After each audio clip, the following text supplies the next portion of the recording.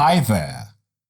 Welcome to Cine Culture with TJ Seaman, where everything we do is for the culture of filmmaking and cinematography. Someone asked me if the C300 Mk2 and the Canon C200 are still relevant in 2023. Let's talk about this and see if we can help him out. So with this out of the way, let's do this.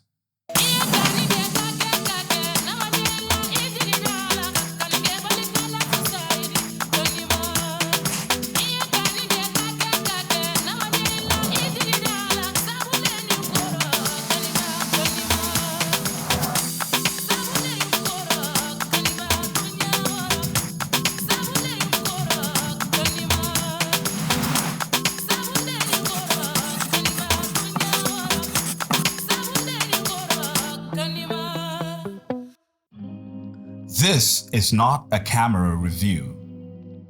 A few weeks ago, I was asked if these cameras are still relevant. The answer is yes, yes, and yes. Both the Canon C200 and the Canon C300 Mk2 give excellent footage. And with the Canon colors, you'll have excellent images right out of the cameras.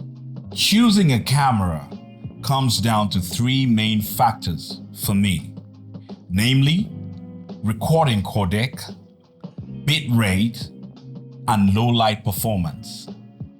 The C300 Mk2 records in 4K 10-bit XAVC quality at 410 megabytes per second, which is suitable for most professional broadcasting workflows. In comparison, the C200 produces 12-bit raw footage, giving exceptional image quality. But the larger file size necessitates post-production time that can be limited in broadcast scenarios. Unless you opt for RAW or pair it with an external recorder, the Canon C200 may become restrictive if you don't want to use RAW, as it solely supports 8-bit color otherwise. It is true that you can get 10-bit HD through the HDMI port, but 4K out of the HDMI port only has 8-bit. The Canon C300 Mk2, on the other hand, has 10-bit recording and BT 2020 color compatibility. The 8-bit file from the C200 should be fine for final delivery online, such as corporate weddings or anything like that. If you need 12-bit color, you can always opt for the RAW recording, which will deliver fantastic results. So, we've been talking about bit depth, which can also be called color depth. But what is bit depth? Bit depth is otherwise known as color depth, and it affects how many colors your camera can capture. When your image has a low bit depth, it produces noise or lines in form of bands, which we refer to as banding. This causes the quality to dip. What is banding? In a layman's term, banding are those lines or noise that you have in areas of your video that resemble loss of quality. It is characterized by a loss of image quality on color gradients. So instead of the color pixels being smooth and progressive, they appear in form of successive patches or bands with clearly defined shades, like this. So, between 8 and 10-bit cameras, I will always opt for a 10-bit camera. Do you know why? Color. An 8-bit camera can clearly interpret over 16 million colors. That's a lot, right?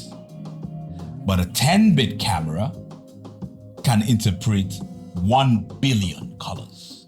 So, mathematicians, the difference isn't just 2, it's a whole lot. However, keep in mind that with a 10-bit camera footage, you'll be needing much more storage space and a powerful computer for processing the data.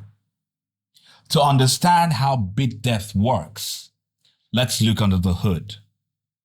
All captured images are converted into digital files consisting of bits, that's either zeros or ones, which dictate the color channels in each pixel.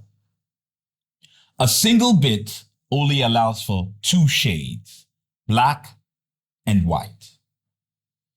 Each additional bit doubles the amount of options we have, and with an 8-bit image, there are 256 shade values per channel, resulting nearly 16.8 million possible colors. While in a 10-bit, we are given 1,024 shades per channel, creating around 1 billion color possibilities. This comes at a cost though.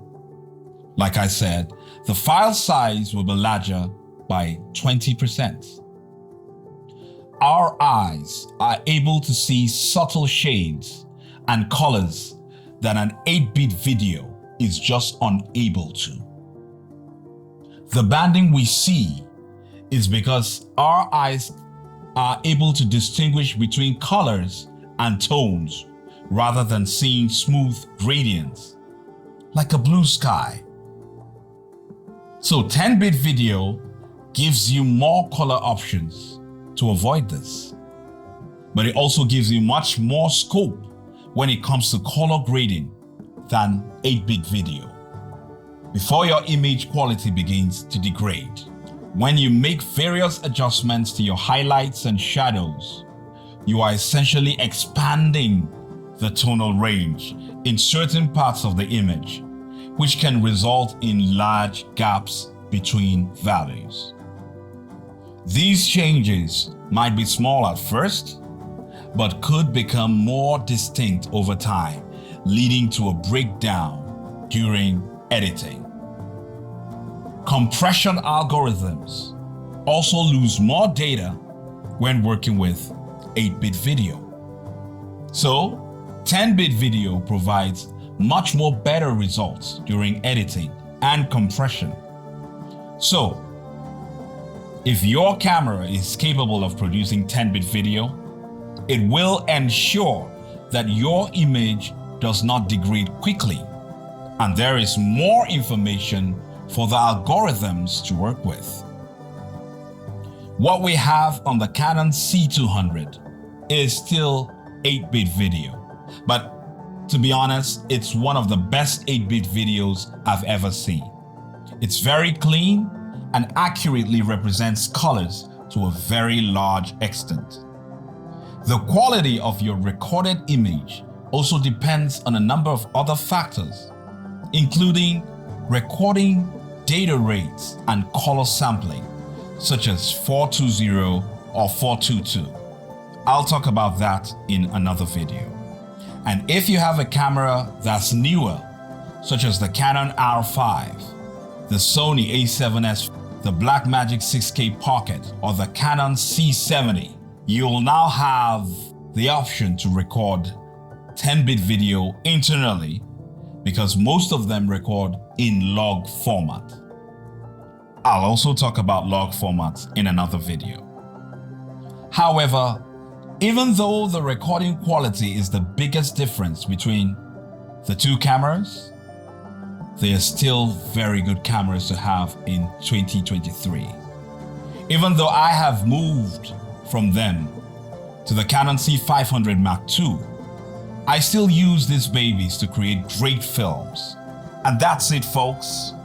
Don't hesitate to send in questions in the comment section, and I will surely answer them. Also, like, subscribe, and follow for more filmmaking secrets and equipment giveaways. But more importantly, don't forget to keep making films. That's the source to getting better. See you in the next video.